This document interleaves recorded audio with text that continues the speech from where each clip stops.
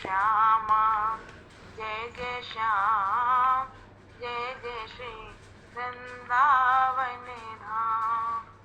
पावन राधे तेरो नाम, पावन राधे तेरो नाम, पावन श्री वृंदावन धाम।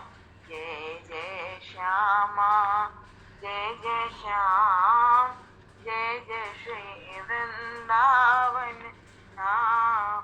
जय जय श्यामा जय जय श्याम, जय जय श्री वृंदावन धाम। जय जय श्यामा मेरी श्यामा मेरो श्याम, मेरी श्यामा मेरो श्याम, मेरे श्यामा मेरो श्याम, मेरो श्री वृंदावन धाम।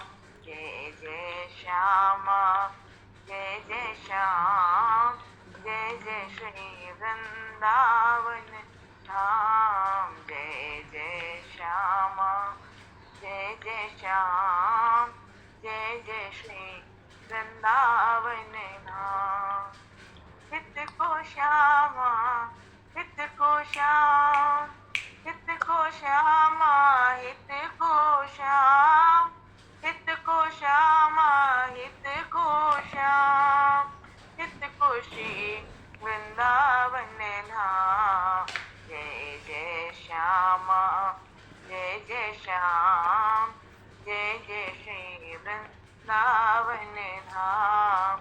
जय जय श्यामा जय जय श्याम, जय जय श्री वृंदावन धाम।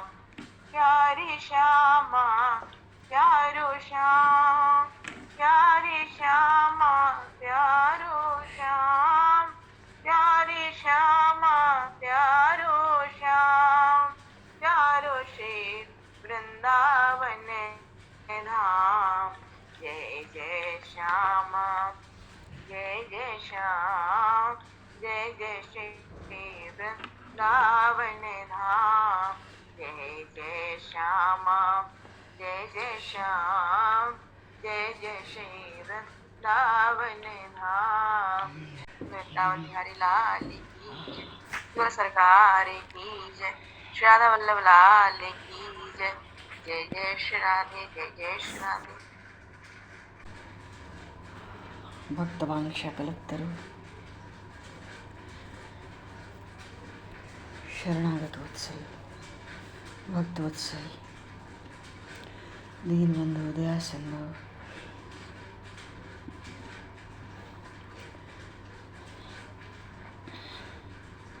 भगवान श्री सीताराम जी महाराज की असीम कृपा करुणा से श्री हनुमान जी महाराज के परम पावन भावों में सन्निधि में, महापुरुषों की भावमय उपस्थिति में एवं आप सभी श्रद्धालु भक्त वैष्णवों की मंगल सन्निधि में मानव जीवन का सर्वोत्कृष्ट फल भगवत गुणगान भगवत स्मरण का लाभ हम सभी भगवान श्री कृष्ण चैतन्य देव के लीला चरित्रों के माध्यम से प्राप्त करने जा रहे हैं। सर्वप्रथम आप सभी भक्तजनों के श्री चरणों में भक्त भाव से, भगवत भाव से सादर वंदन सादर नमन। आप सभी को यथा योग्य जय श्री राम, जय जय श्री राधे, हरि शरण, निताई गौर हरि बोल, जय सीताराम। वराहपीडं नटवर वपुः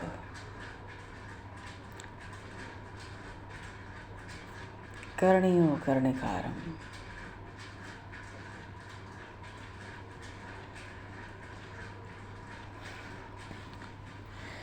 विभ्रतभासः कनककपशं वैजयन्तं च मालाम् रन्ध्रान् वेणुर्धर्षधया पूरेण गोपवृन्दैः वृंदारण्यम सुभद्रमणम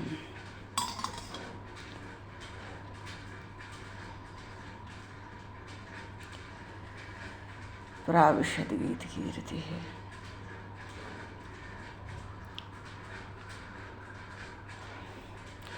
श्री नंदन श्याम सुंदर भगवान की जय। श्री चैतन्य महाप्रभु की जय।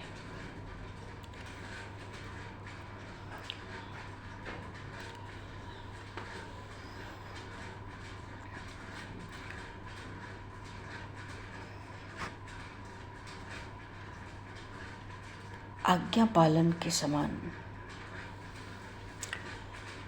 संतों की कोई सेवा नहीं है। महापुरुषों की आज्ञा पालन करने से हमारा लोक परलोक सब सुधर जाता है। और यदि हम महापुरुषों की आज्ञा नहीं मानेंगे, संतों की आज्ञा नहीं मानेंगे, तो फिर यमदूतों का, राजपुरुषों का, डाकुओं का कहना मानना पड़ेगा, मार अलग पड़ेगी।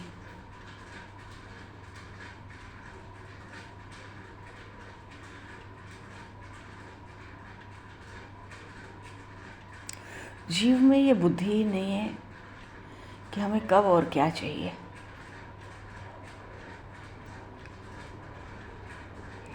प्रभु को पता है कब क्या देना है। प्रभु पहले से ही सुव्यवस्थित करके रख लेते हैं।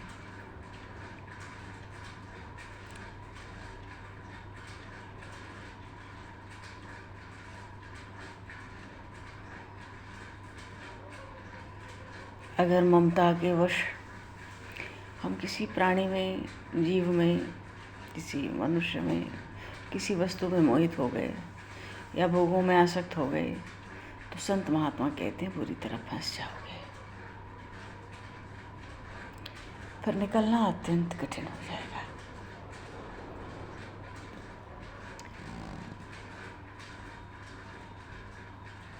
भगवान के शरण होने की पहचान है कि हमें अपनी चिंता मिट जाए।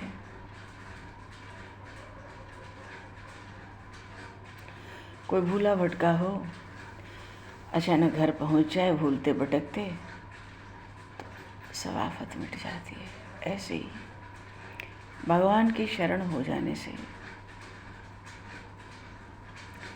भय, चिंता, शोक सब मिट जाता है।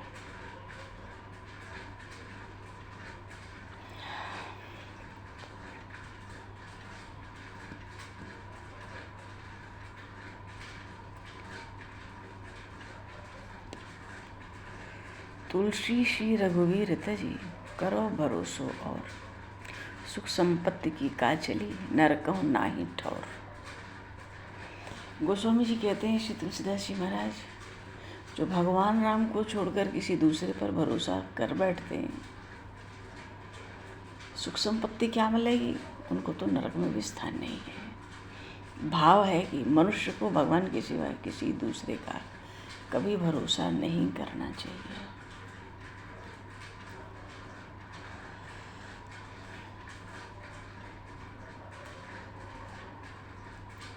भगवान शिव तो सत्पुरुषों को अत्यंत दुर्लभ जो कैवल्य मुक्ति है वो भी दे डालते हैं। दुष्टों को दंड दे डालते हैं। भगवान शिव भी हर तरह से कल्याणकारी हैं। जीव के कल्याण का ही विस्तार करते हैं। यो ददाति सताम शंभु कैवल्यम विदुर्लभम, श्री रामचरितमानस में आया है। खला नाम दंड कृतोदस, शंकर शम तनो तुम्हें।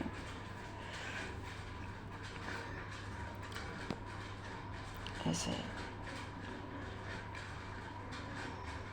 जीव का कल्याण करने के लिए, प्रेम का मार्ग दिखाने के लिए, और जो मार्ग में पड़ जाए जीव मात्र को प्रेम पात्र बनाने के लिए श्री चैतन्य महाप्रभु का अवतरण हुआ।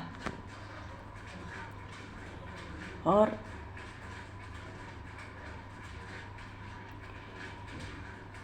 महाप्रभु श्री सनातन जी को,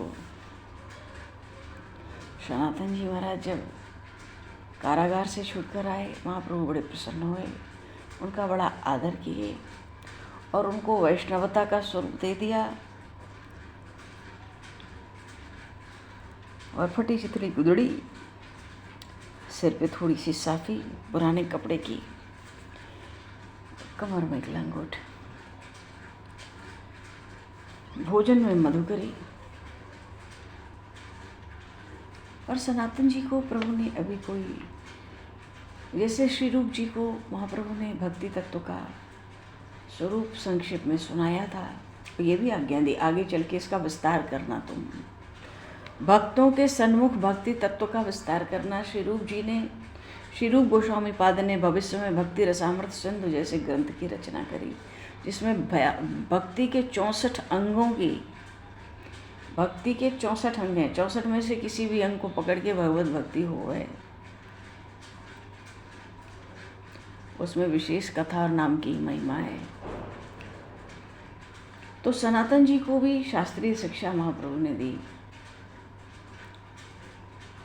अथ स्वस्थाय देवाय नित्याय हतात्मने।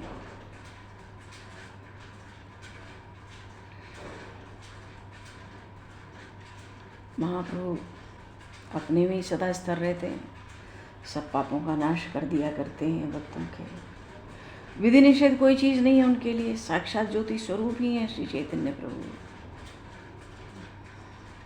चैतन्य ज्योतिषी नमः, ऐसे महाप्रभु के श्री चरणों में हमारा कोटि कोटि बारंबार।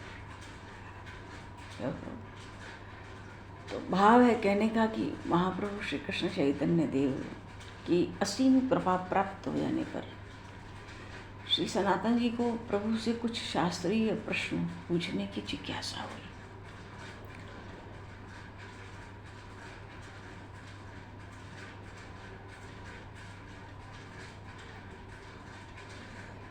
दोनों हाथ जोड़कर उन्होंने कहा, प्रभु मैं तो सब साधन से विहीन हूँ, परमार्थ का जो मार्ग है उससे बिल्कुल अनभिज्ञ हूँ, और संसार विषयी लोगों का संसर्ग करने वाला मैं परमार्थ के संबंध में प्रश्न करना भी नहीं जानता। तो हे प्रभु, जिस तरह आपने दया करके विषयों में आसक्त हम पशुओं को घर जाकर सोते से जगा दिया,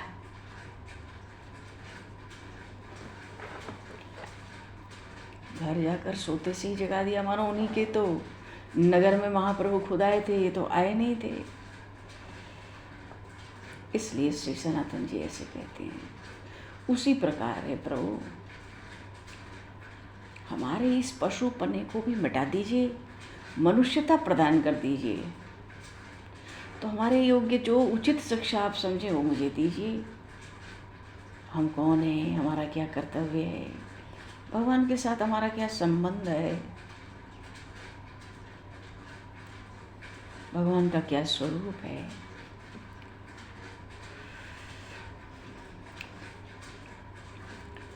तो ये सब बातें मुझे कुछ संक्षेप में प्रभु आप सुना दीजिए। हाँ, प्रभु ने कहा, सनातन तुम पर तो भगवत कृपा है, तुम्हें शंका ही क्या हो सकती है। तुम तो सब जानते हो, फिर भी लोक के, जगत के कल्याण के निमित्त ये प्रश्न कर रहे हो। और फिर साधु पुरुषों का स्वभाव होता है, उनकी सब चेष्टा जगत के हित के निमित्त होती हैं। पूछो तुम क्या पूछना चाहते हो।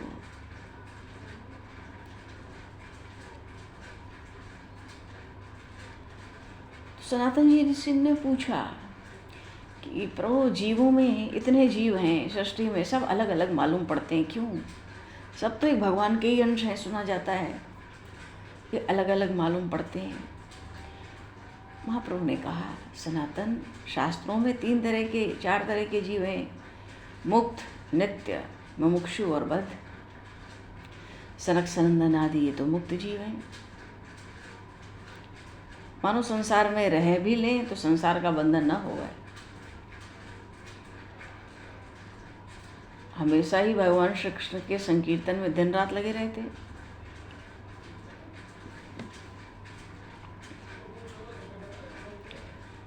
और मनु, प्रजापति, इंद्र, सप्तऋषि ये सब नित्य जीव हैं, सृष्टि में सदा क्रियाशील, कुछ न कुछ करते रहते हैं। और इस अनित्य संसार, जो क्षणिक नाशवान क्षणभंगुर संसार है, विनाशी, इस संसार के भोगों को छोड़ के जो भगवान के चरण कमलों का आश्रय ग्रहण करना चाहते हैं, वो मुमुक्षु जीव हैं। और ये सब परमार्थ अर्थ के पथिक ही हैं। लेकिन इनके अतिरिक्त जो जन्मते रहते हैं, मरते रहते हैं, कर्तव्य का वर्तव्य का विवेक नहीं, वो बद्ध जीव हैं।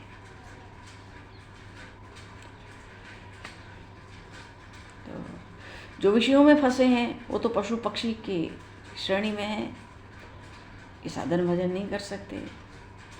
उन्हीं के लिए कहा गया है शास्त्रों में, पुनरपि जन्मम पुनरपि मरणम पुनरपि जननी जठरे शयनम।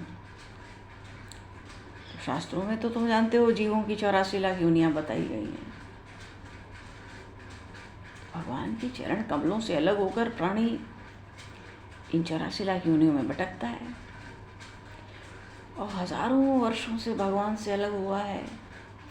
इसलिए हमारी वृत्ति बहिर्मुख है, बाहरी रहती है। हम मायापति को भूलकर उनकी माया में फंसे रहते हैं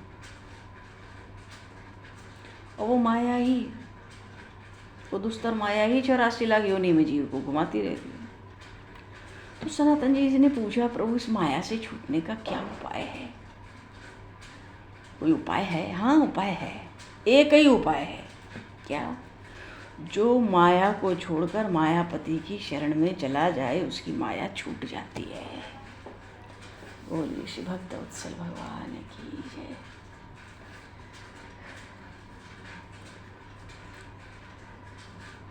सनातन जी कहते हैं, प्रभु वो मायापति की शरण में कैसे जाया जाए? देखो इन प्रश्नों से कितना लाभ है जीव मात्र का। हम लोग को भी कैसा सुंदर सत्संग मिल जाता है, कितना दुर्लभ सत्संग मिल जाता है। महाप्रभु कहते हैं, देखो इसमें तो कृपा ही मुख्य मानी गई है। एक तो शास्त्रों की कृपा होती है जीव पर, तो वो भगवान की शरण हो जाता है। फिर गुरु कृपा होती है तो भगवान की शरण हो जाता है। परमात्मा की कृपा होती है। ये 3 कृपा मुख्य है। अब 3 में से कोई भी कृपा हो जाए तो मनुष्य संसारी बंधन उसके ढीले हो जाएंगे, वो प्रभु की ओर अग्रसर हो जाएगा।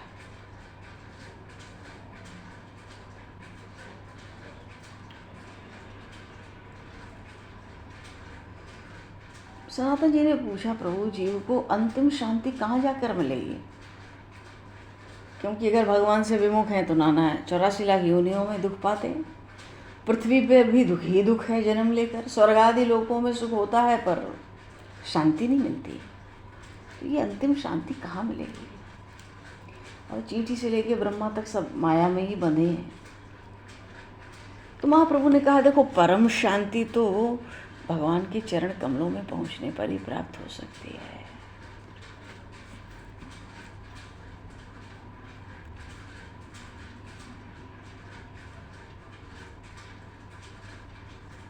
सनातन जी ने कहा, प्रभु ब्रह्मा जी को तो शांति होगी, समस्त जगत के ईश्वर हैं, उनको क्या दुख?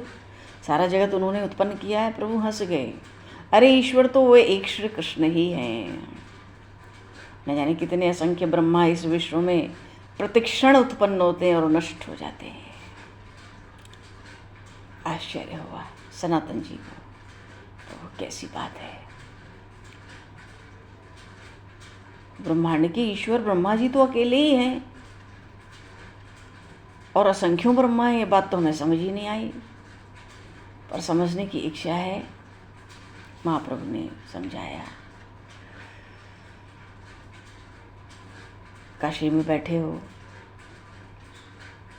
पुण्य और पापनाश की 7 पुरियां हैं भारतवर्ष में, लाखों नगर हैं, 9 खंड हैं, जम्बू द्वीप है। 7 द्वीप में एक जम्बू द्वीप है, 9 खंड में एक भरत खंड है।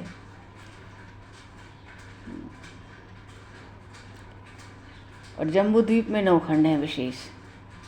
उससे दुगना प्लक्ष द्वीप होता है। प्लक्ष द्वीप से शाल्मली द्वीप, कुश द्वीप, सब दुगना दुगना विस्तार है। क्रौंच द्वीप, शाक द्वीप, पुष्कर द्वीप, ऐसे तो 7 द्वीप होंगे तो 7 समंदर भी होंगे। अब कलयुग वाले जीव तो जम्बू द्वीप ही नहीं समझ सकते, महाप्रभु कह रहे हैं। वो तो क्षीर सागर का ही पार नहीं पाते। फिर तो जो दही, दूध, दही के और घी के और मधु के जो समंदर हैं वो क्या समझें, क्योंकि एक एक द्वीप के बाद एक एक समंदर है। जम्बू द्वीप सबसे छोटा है, जिसमें 9 खंड हैं। एक भरत खंड है जिसमें भारतवर्ष है। तभी तो पृथ्वी को सप्तद्वीपा कहते हैं ना, भूलोक भी कहते हैं। ऐसे पृथ्वी में तो असंख्य जीव हैं, ऊपर 7 लोक, नीचे 7 लोक। स्वर्ग में ही देखो असंख्य लोक हैं, रात्रि में असंख्य तारे हैं। तो कुल मिला पृथ्वी में असंख्य जीव हैं, और चंद्रलोक, ध्रुवलोक, सूर्यलोक और न जाने कितने कितने और लोग। कोई हिसाब किताब है। जन लोक, तप लोक, सत्य लोक, असंख्य छोटे छोटे स्वतंत्र लोक भी हैं। नरक भी है, नरक के भी लाखों तरह के प्रकार हैं। 14 लोक के स्वामी ब्रह्मा जी हैं, सबसे श्रेष्ठ हैं।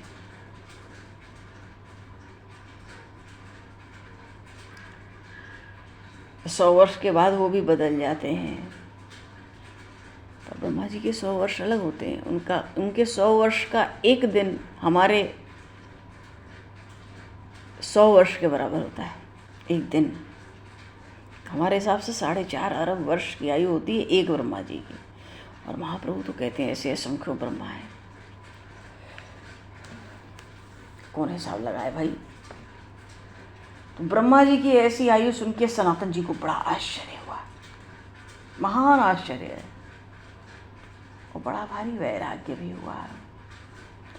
अरे उनके हिसाब से तो हमारी आयु कुछ भी नहीं है। हम जिसको 100 वर्ष की आयु मानते हैं वो तो ब्रह्मा जी का एक क्षण है, एक अंश के बराबर भी नहीं है। फिर भी हम मूर्ख प्राणी इतना गर्व करते हैं।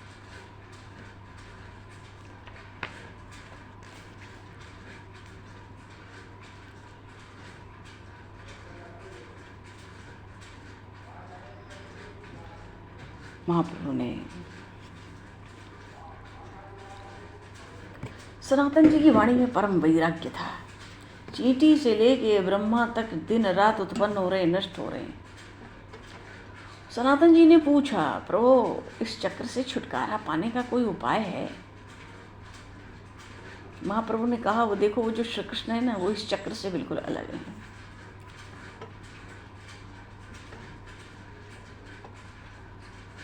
वो ब्रह्मा विष्णु महेश सबसे सब काम करा लेते हैं ब्रह्मांडों के सृष्टि के, और नित्य ही गोपियों के साथ आनंद रास क्रीड़ा करते हैं, वृंदावन में गौचारण करते हैं। वो वृंदावन को छोड़कर एक पग भी इधर उधर नहीं जाते।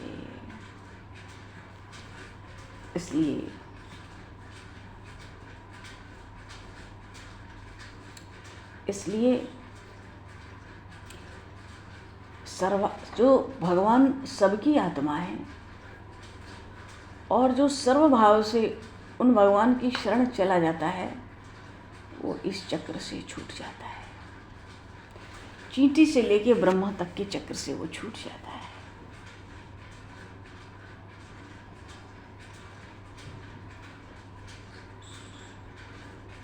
सनातन जी कहते हैं मैं तो उपाय जानना चाहता हूँ। महाप्रभु कहते हैं देखो मैंने तो कह दिया, वे तप से, जप से, योग यज्ञ से, पाठ पूजा से प्रसन्न नहीं होते। फिर उनकी प्रसन्नता का एकमात्र साधन है अनन्य होकर उनकी भक्ति करना। अनन्य होकर मानो और किसी के नहीं, अपने भी नहीं और किसी के भी नहीं, उनकी अनन्य भक्ति। बिना प्रेमा भक्ति के उन्हें कोई पा नहीं सकता।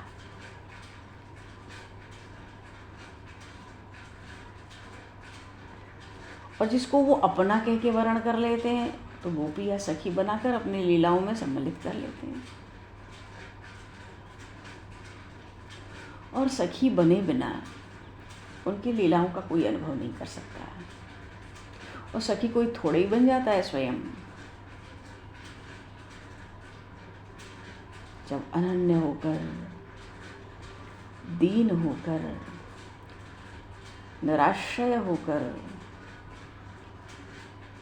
सब तरह के अपने पुरुषार्थों का त्याग कर कर केवल उन्हीं का आश्रय ग्रहण किया जाए और उस ओर पैर बढ़ाने का अधिकार प्राप्त हो, पैर बढ़ाने का लक्ष्य हो तो अधिकार प्राप्त हो सकता है। पर सनातन जी कहते हैं प्रभु वो अनन्यता, जो अनन्य भक्ति चाहिए वो कैसे आवे, कैसे प्राप्त होगी? भक्ति का अंकुर हृदय में कैसे प्रकट होगा?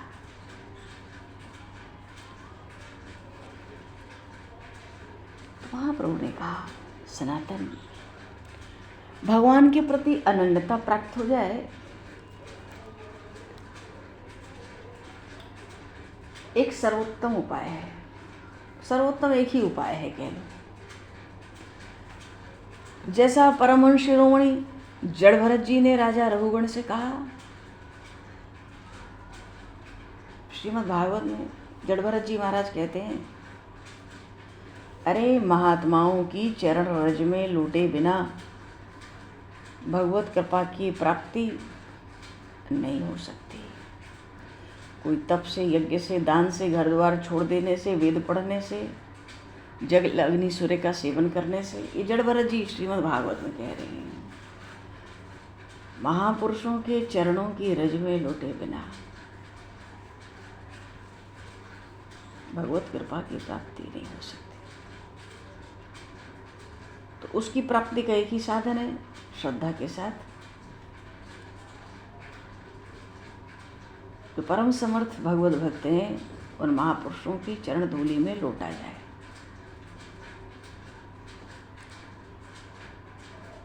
उस रज को मस्तक पर धारण किया जाए, यही एकमात्र उपाय है।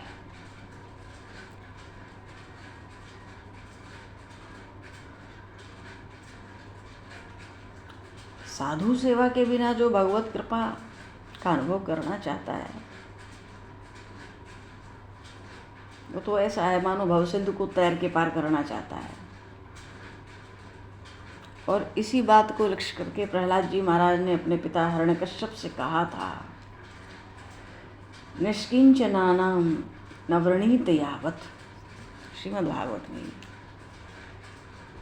निष्किंचनानां, हे पिताजी, जिनके हृदय में विषयों का विकार एकदम दूर हो गया, ऐसे जो परम पूजनीय भगवत भक्त हैं, उनके चरणों की रज से जब तक मनुष्य भली भांति सिर से पैर तक स्नान नहीं करता, तब तक उसकी बुद्धि भगवान के चरण कमलों के पास पहुंचने में बिल्कुल असमर्थ होती है। बिना भगवान के भक्तों की चरण धूलि मस्तक पर धारण किए कोई भी मनुष्य भगवान श्री कृष्ण के चरण कमलों का स्पर्श करने के निमित्त आगे नहीं बढ़ सकता।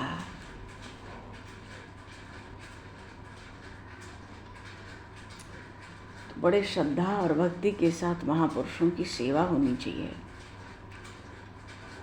उनके चरणों में जब तक स्वाभाविक स्नेह नहीं हो जाए तब तक भगवत कथा का श्रवण करते रहना चाहिए। और जब तक महापुरुषों के चरणों में स्नेह नहीं होता तब तक जीव भगवत कथा श्रवण करने का भी अधिकारी नहीं होता। गीता जी में भगवान ने कहा ना, तद्विद्धि प्रणिपाति परिप्रश्नेन सेव्या उपदीक्ष्यन्ते ते ज्ञानं ज्ञानी नस्य तत्त्वदर्शिनः।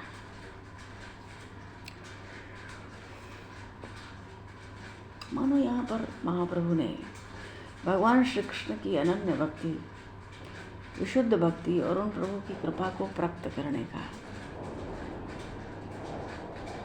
संक्षेप में बड़ा सुंदर मार्ग बताया।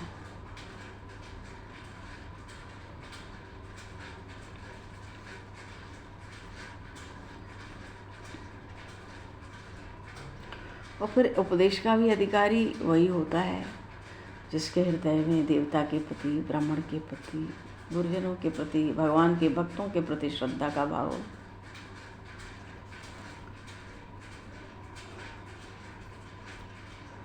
तो जहाँ श्रद्धा का भाव नहीं है तो परमार्थ में नहीं चल सकता। तो प्रभु कृपा का अधिकारी ही कैसे बनेगा?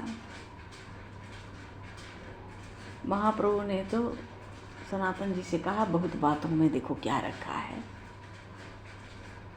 मैं तुम्हें सार का भी सार बता देता हूँ। सार बात की भी सार बात बता देता हूँ। वो ये कि प्राणी मात्र को, जीव मात्र को, मनुष्य मात्र का परम पुरुषार्थ ही है श्री कृष्ण प्रेम की प्राप्ति करना। परम आराध्य वो जो नंदनंदन है, वृंदावन चंद्र है, वो ही श्री कृष्ण चंद्र है। तो अपना बल, अपना अभिमान, ये सब बातों का आश्रय छोड़कर अनन्य भाव से गोपीजनों की तरह, ग्वाल सखाओं की तरह संसार से मुख मोड़कर उनकी आराधना करनी चाहिए। ये उत्तम से उत्तम बात है। पठनीय शास्त्रों में श्रीमद् भागवत ही सर्वोपरि है, क्योंकि सब पुराणों को लिखने के बाद भगवान व्यास ने इसको लिखा है। जैसे दही को मत कर माखन निकाल लो, तो सब शास्त्रों को मत कर सार निकाल लिया। और ये भागवत ही कल्याण का मार्ग है, इसे तुम मेरे मत का सार समझ लो।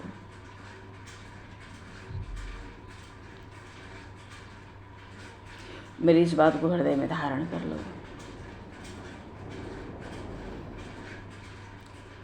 और साधु, महात्मा, संत, भगवत भक्तों के चरणों में दृढ़ अनुराग रखो।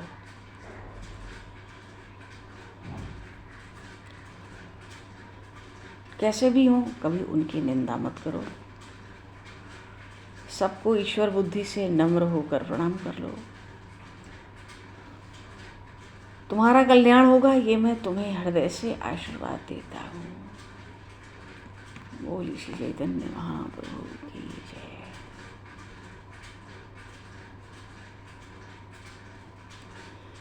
गोविंद हरे गोपाल हरे, जय जय प्रभु दीन दयाल हरे।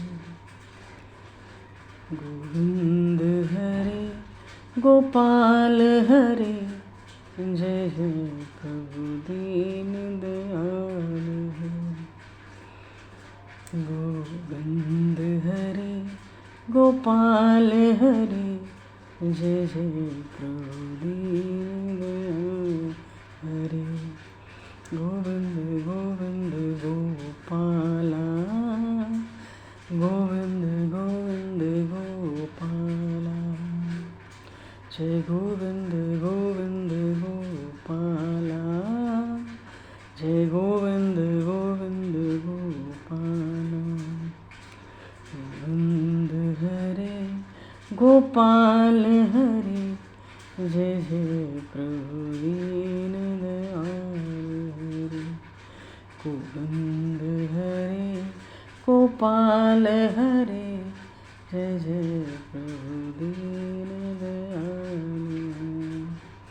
गोविंद हरे गोपाल हरे, जय जय प्रभु दीन दयाल हरे।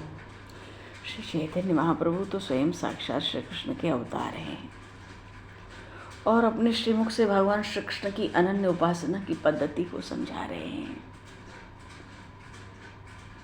आनंदित होके, प्रसन्न होके, साक्षात स्वयं श्री कृष्ण के अवतार हैं, पर राधा भाव से भावित।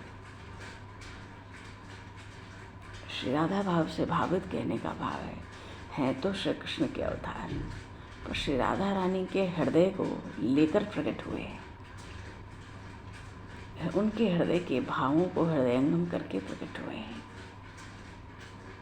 इसलिए महाप्रभु की जो आगे की लीलाएं हैं उन लीलाओं से भी हम ज़्यादा दूर नहीं हैं। वो कुछ ऐसी ही विलक्षण, अनर्वचनीय, अवर्णनीय लीलाएं हैं। तो हैं साक्षात श्री कृष्ण के अवतार, और अपने प्रेमियों को, रसिकों को अभी से श्री कृष्ण में प्रेमा भक्ति करने के लिए मार्गदर्शन कर रहे हैं, भक्ति का तत्व समझा रहे हैं, प्रभु कृपा का स्वरूप समझा रहे हैं।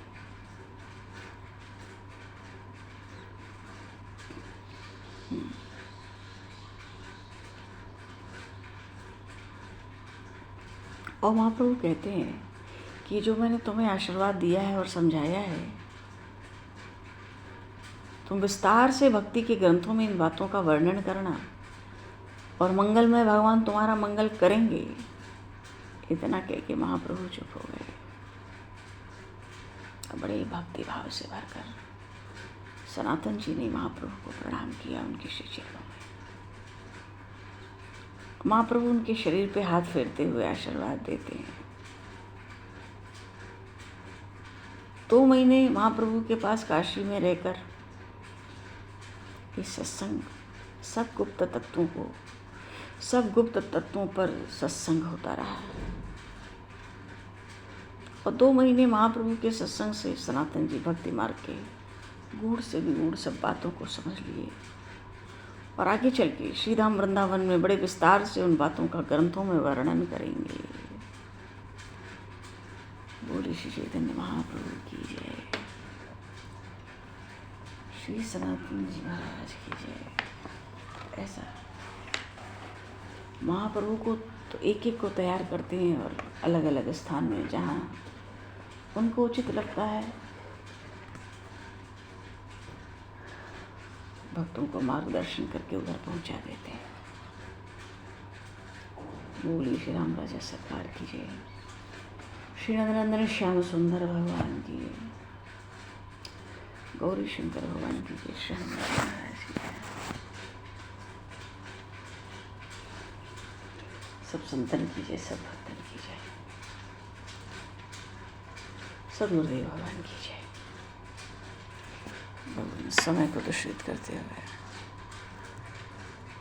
आवाज यहीं पर वाणी को विराम और वाक्य पुष्पांजलि प्रभु के श्री चरणों में सादर समर्पित। आप सभी को भी यथा योग्य जय श्री राम, जय श्री राधे, हरिशरणम निताय गौर हरि बोल।